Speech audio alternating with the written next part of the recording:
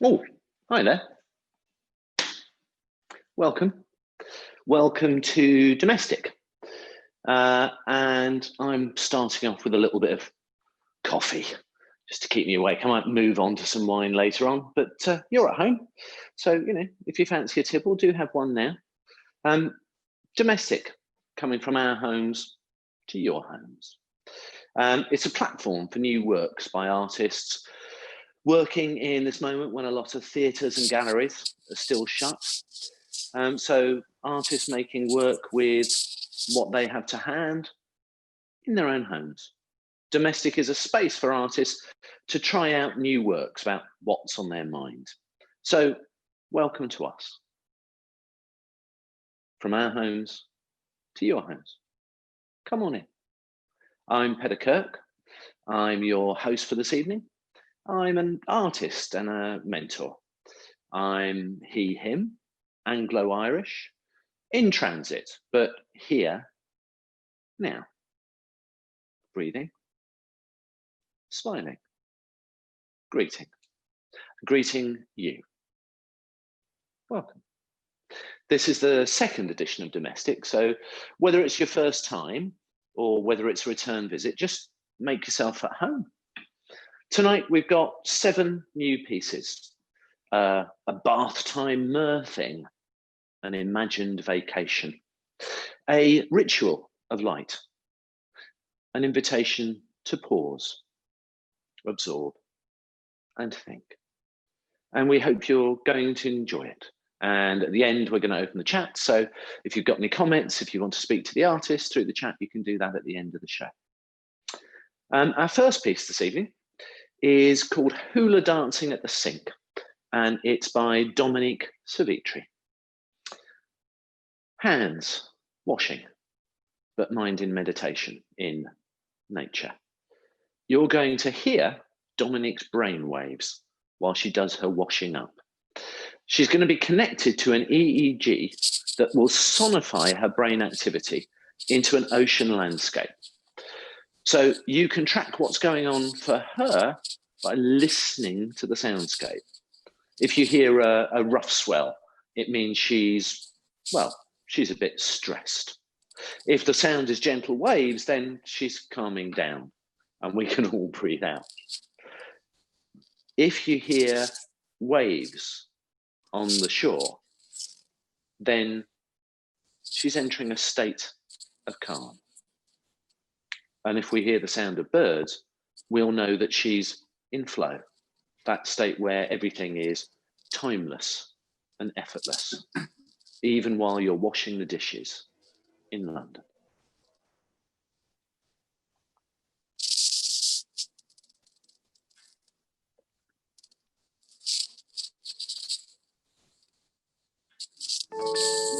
For this calibration, find a comfortable position and close your eyes. Take a deep breath. Muse is now listening to your brain signals. Relax and let your mind flow naturally. If you notice that you're distracted, just let it happen. There's no need to do anything about it.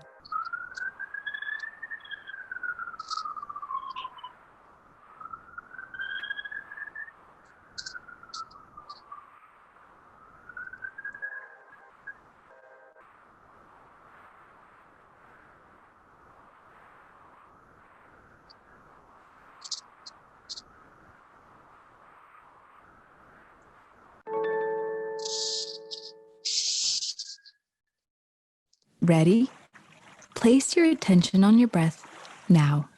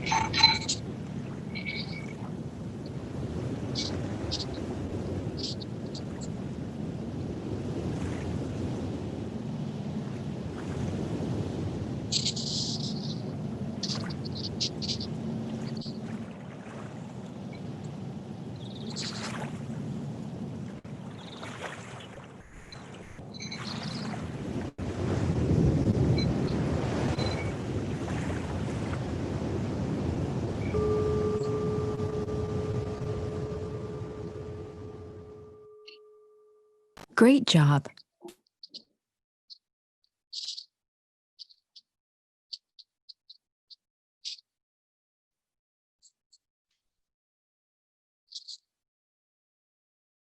That was Dominique Savitri from her kitchen in London. And so I was watching that, I started thinking about how domestic spaces have multiplied their uses. A space for doing daily chores, a space for meditation, a space for working, a space for exercising, all in one. Spaces have fractured and multiplied. Sitting alone or sitting with others in those spaces. That's something that Kellie Colbert, I've done it wrong. Every time I do this, I keep turning her into an American talk show host. I'm sorry, Kellie. Let me anglicize it. Kellie Colbert is in Manchester, and she's been thinking a lot about that being alone or together, and her piece is Social Butterfly.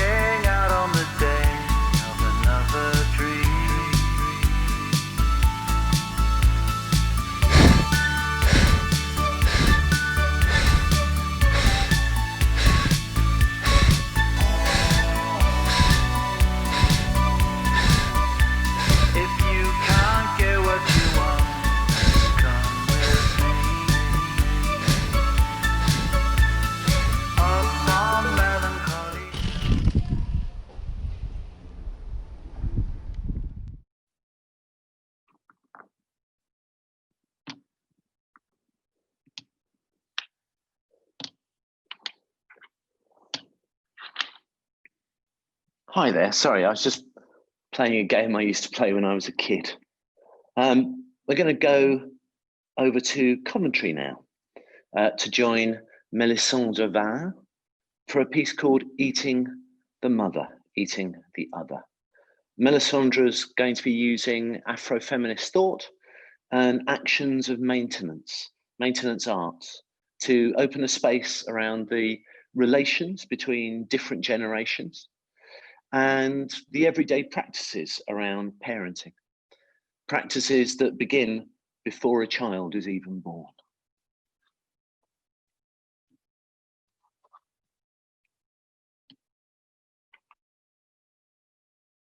eating the mother, vibrating homage to the blueprint our ancestors gave me, us.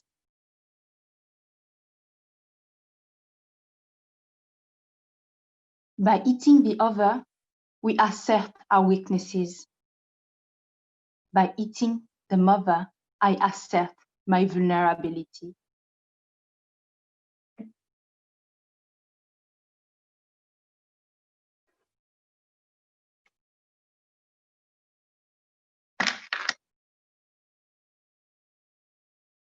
Is decolonizing the palate an act of resistance? From womb to womb, silent protest.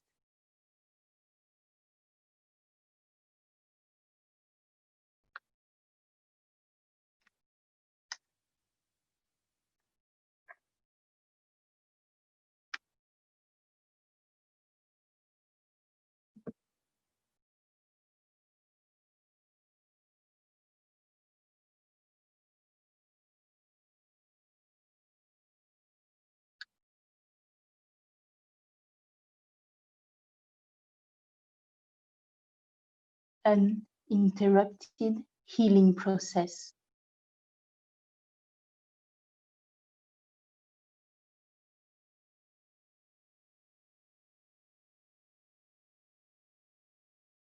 Displaced body food, dislocating white imaginary.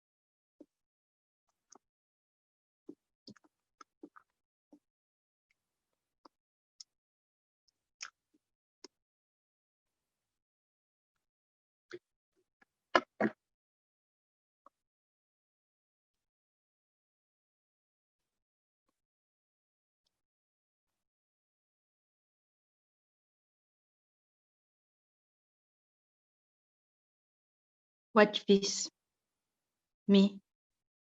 Imitate this, me. Desire this, me. Possess this, me.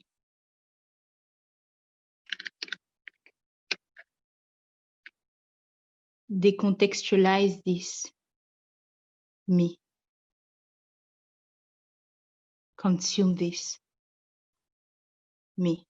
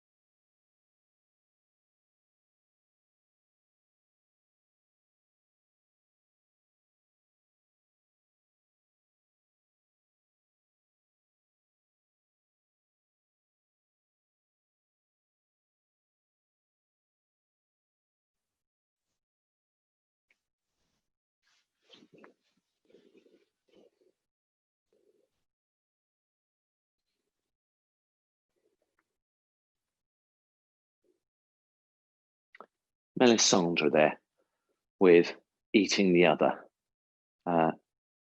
as decolonial practice. If that word's new to you, might be something you want to look up. It's one of the things I like about these platforms, that we get to watch, we get to experience, we get to think. The final piece tonight could also be thought of as a decolonial work. And decolonialism seeks to open up alternative ways of looking into the world, opening up spaces. And our next artist, Nia B, has been inspired by caves and cavities in the earth, how these spaces can feel calm and give us a break from what's happening on the surface through a ritual of light and breath.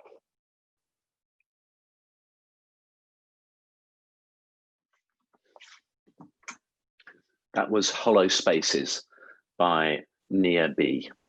And yeah, I guess one of the things we're discovering this evening is how everyday spaces, quotidian spaces, can become metaphorical or mythical.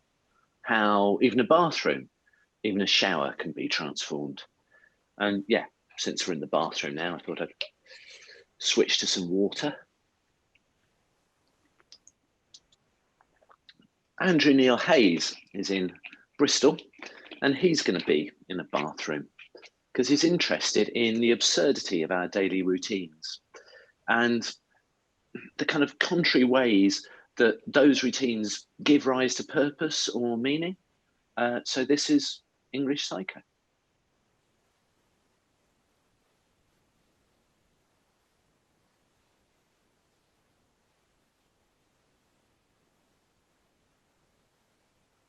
Can you give away any secrets of your theory of scaring people? The Psycho shower scene made many women afraid to take a shower in a house where they were alone for years, some to this day.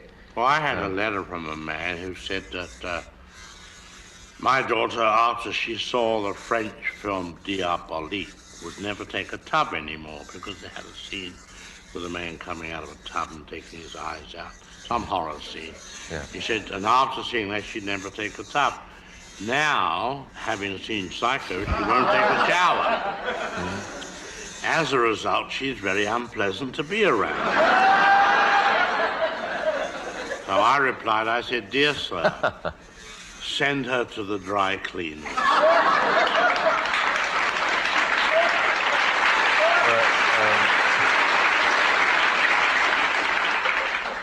I was wondering what your theory is of how to make a scene as scary as you did that.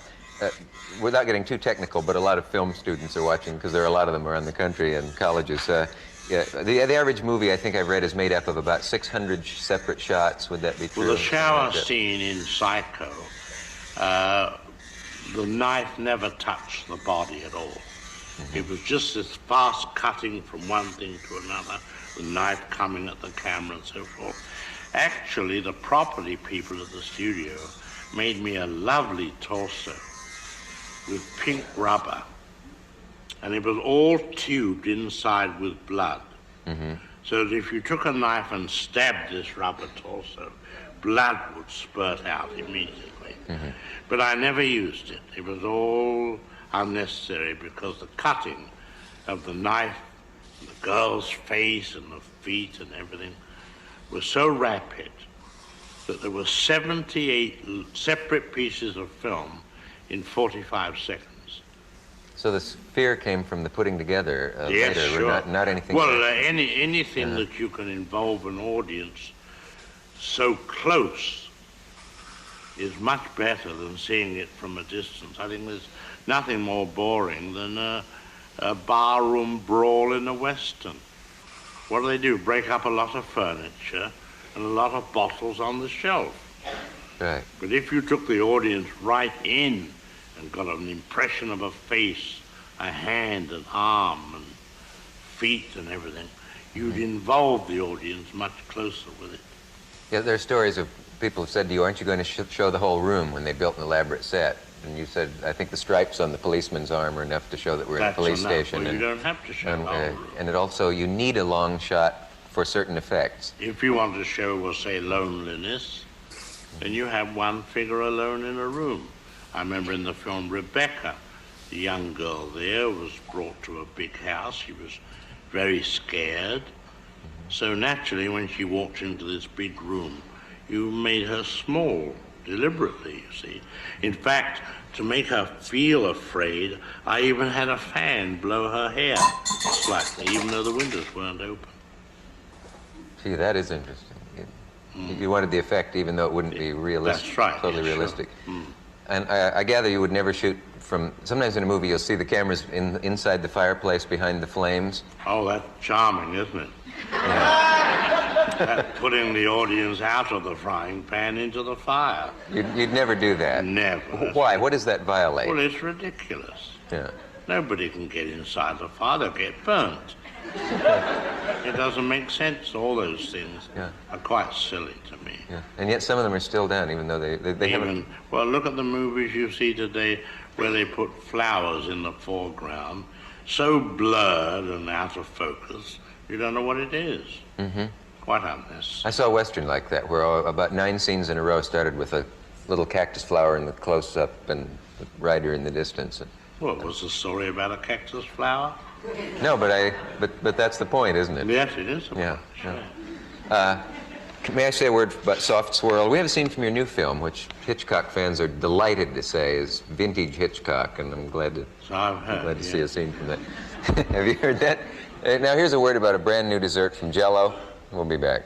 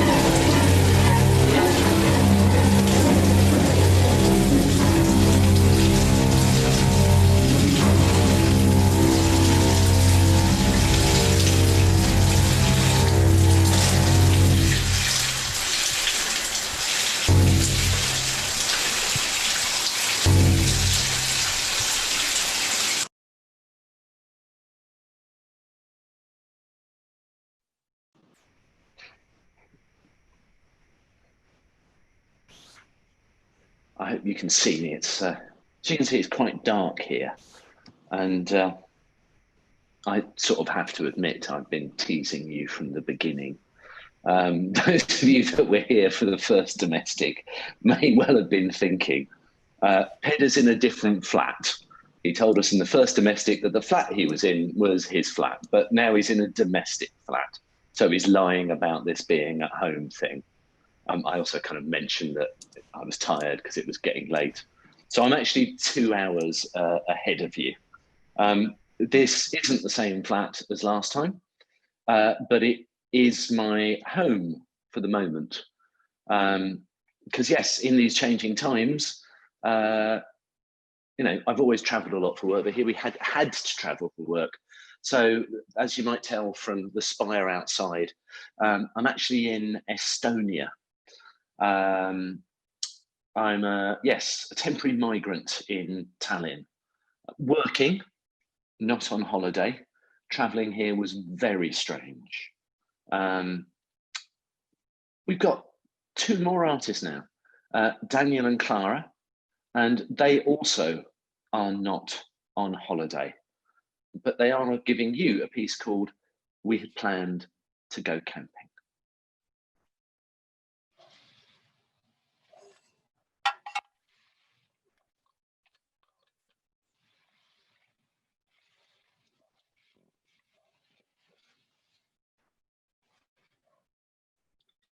Friday, 9 a.m.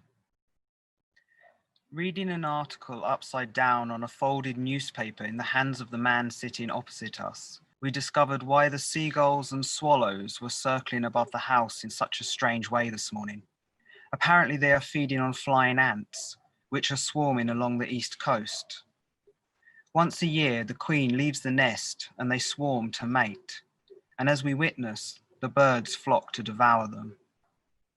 We set out early from our little corner of the Blackwater estuary and are now on a train heading southwest to Cornwall. 10 p.m. We arrived in Penzance this afternoon and were met at the train station by Mrs. Daphne, who runs the small hotel where we are staying for the night. She'd offered to meet us for a reason we never quite worked out, but it had something to do with the buses not running this week. In the car, she talked non-stop, asking questions which we tried but failed to answer in those brief moments where she stopped to breathe. The hotel is a gloomy old house sat along the coast, like something from an Agatha Christie novel. It's a bit run down and not very clean, but it'd do for a night. As we arrived, we were greeted by over to us, gave us a sniff, and then turned and staggered back to her basket in the corner by the reception desk. Saturday, a weird night. We woke around 3 a.m. to scratching and sniffing at the door. We opened to find a blood-soaked starling laying on the carpet. Frankie sat at the other end of the hall, took one look at us, then walked away. We weren't really sure what to do, but after a bit of debate, decided to leave it there rather than wake Mrs. Daphne. We went back to sleep, and by this morning it was gone. We're having breakfast now. We haven't seen Mrs. Daphne yet, but there was a table laid out, the only one, so we assumed it was for us. We'll be setting off shortly. From now on, we'll be camping. 8 p.m. We walked all day along the southern coast heading west. Exhausted, we pitched our tent in a field hidden behind an old stone wall so that no one would bother us. We didn't see a single person all day, which was wonderful, but also made us feel a little uneasy. Where is everyone? Sunday, 1 p.m. We are sitting on some rocks eating lunch, watching the tide as it comes in around us. The waves crash against the hard stone, repeatedly splashing us with a cool, refreshing spray and lulling us into a quiet dream. There is something wrong with the birds.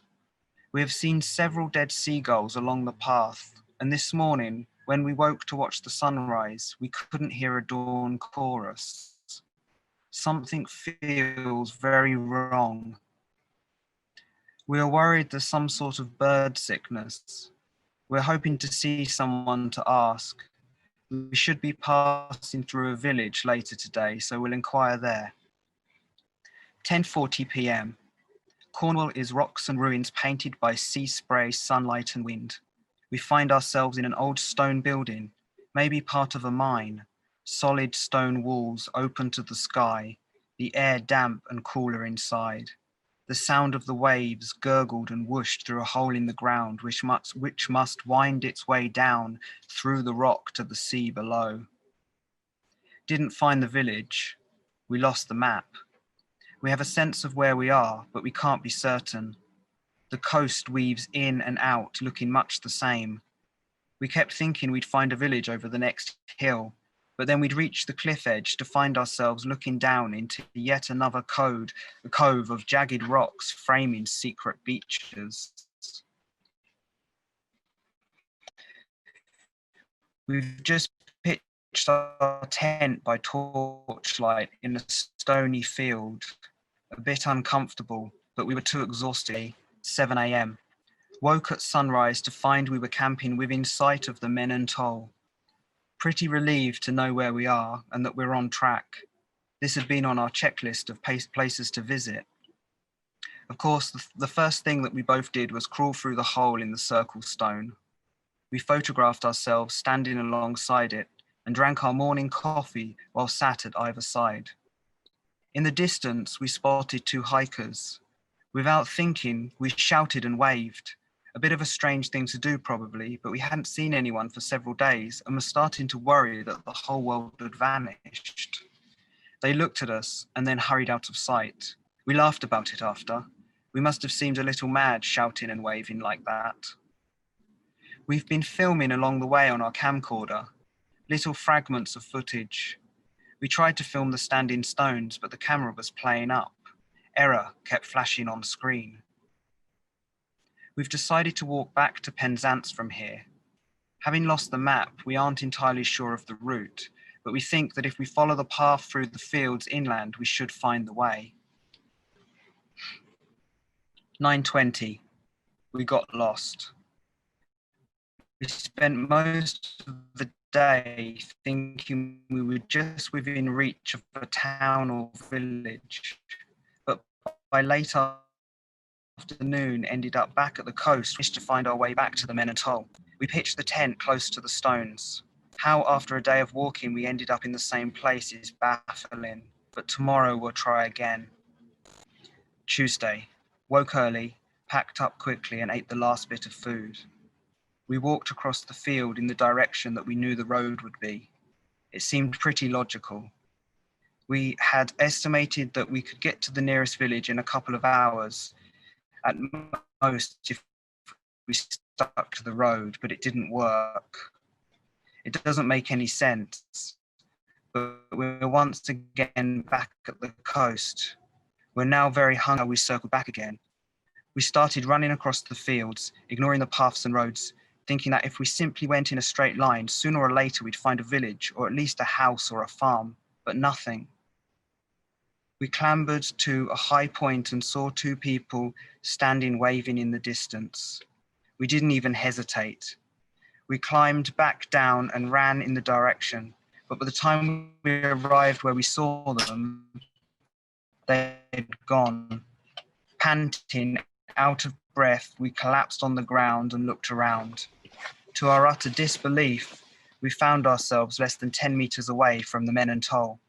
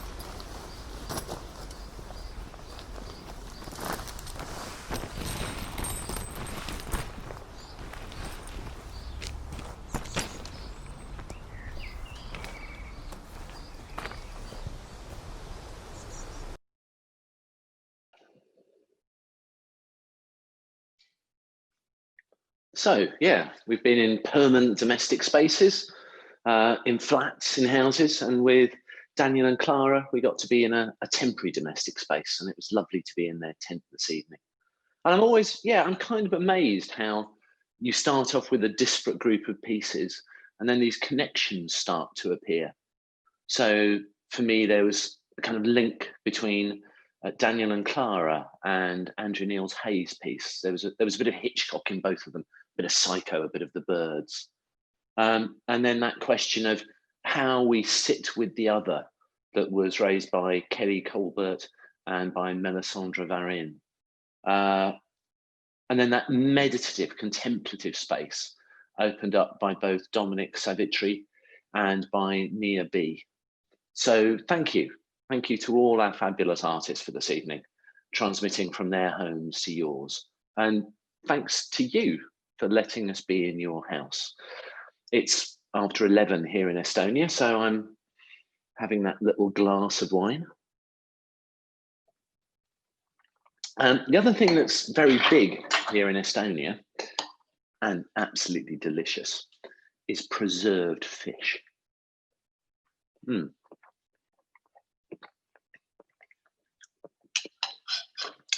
got one more piece for you this evening. We're going to end with Sebastian H.W. and Sirenix, or bath time with a mer thing.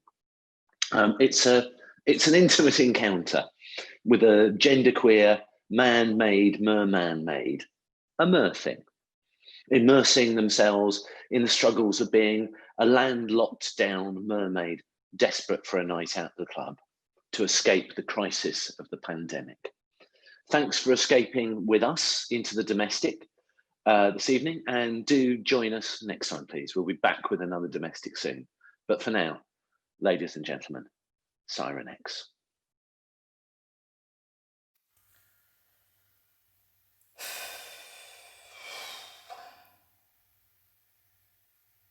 Another long day, stuck in front of a screen, overexposed and dehydrated, in and out of endless Zoom, call-ins, hangouts, meet-up, whatnots, bleary eyes, square and dry.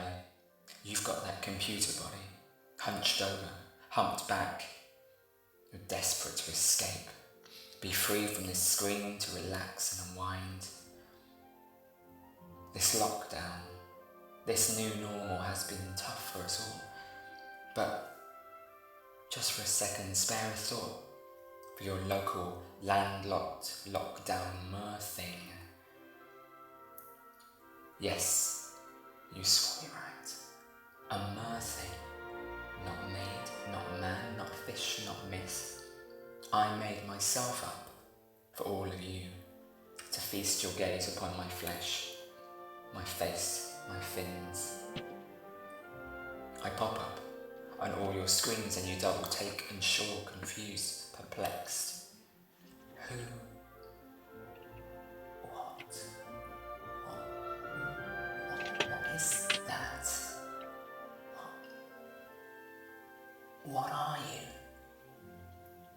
What are you? See, for many a millennia, you tried to catch even just a glimpse of me. My body found beached among whales, washed ashore, and then lost to tides of generations, nevermore. See, you've barely even managed to explore, what, 20% of our ocean's depth? You've hardly even seen the floor, let alone my home. See, I'm worth $1 million to a small town in Israel. But just as you try and catch me, I promise I'll give you more than hell before I grant your every wish. Oh, I'm so much more than just a fish out of water. As I shut my computer down, every scale of my long body aches to unwind. I'm longing for my bathtub. I drag myself, my body, hard, pulling along old ropes, left by long dead seamen come and gone. This long, laborious commute from workspace to bathroom, powder room, water closet, lavatory, rest room, perhaps the only true safe space where you can flip the latch and lock yourself away from lockdown and release. Breathe out. Let go. Finally, allow yourself to be yourself. Reveal your true form in all its grotesque glory. Simmer down, now you're ready.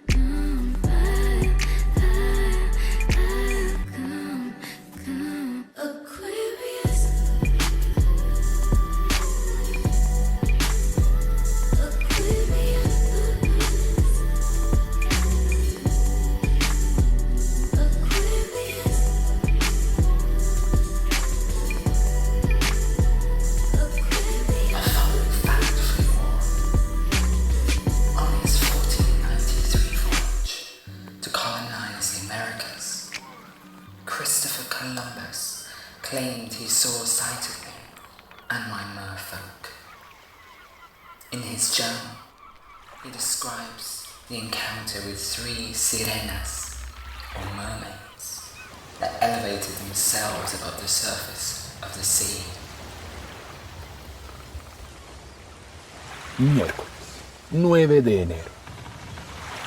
El día pasado, cuando el almirante iba al río de Oro, dijo que vio 3 sirenas que salieron bien alto del mar, pero no eran tan hermosas como los pintan, que en alguna manera tenían forma de hombre en la cara. Sí, dijo que otras veces vio algunas en Guinea, en la costa Menehueta.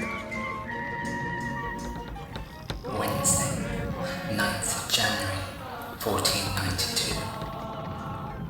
Yesterday, when the Admiral was going to the Rio de Oro, he said that he saw 3 mermaids that came out high from the seas, but they were not as beautiful as they are painted. That somehow they had the resemblance of a man in their face. He had said that another time he saw them in Guinea, off the coast of the Menehueta.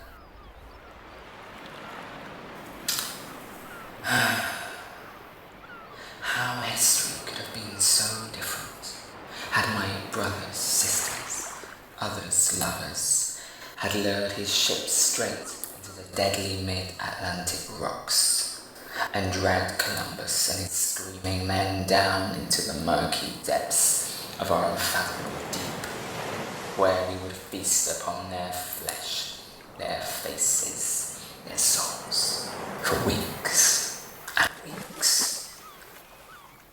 But no more magic potion I could ever conjure up in my foamy tub would ever cleanse our pasts of the engendered divisions, the stolen gold, the smallpox, the slavery, the genocide that Columbus and his crew accidentally brought to our far-flung shores.